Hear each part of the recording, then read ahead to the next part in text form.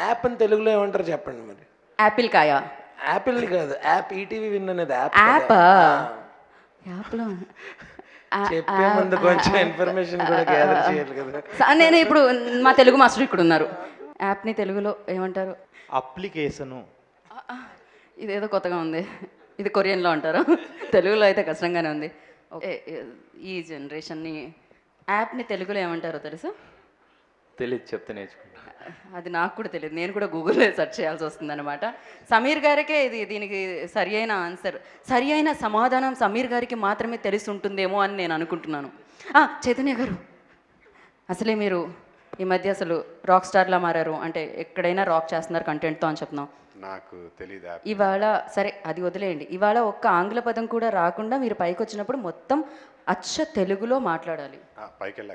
పైకి వచ్చాక ఆల్రెడీ మీరు కెరియర్లో చాలా పైకి వచ్చారు, వేదిక మీదకి వచ్చాక మొత్తం తెలుగులో మాట్లాడాలి. ప్రామిస్?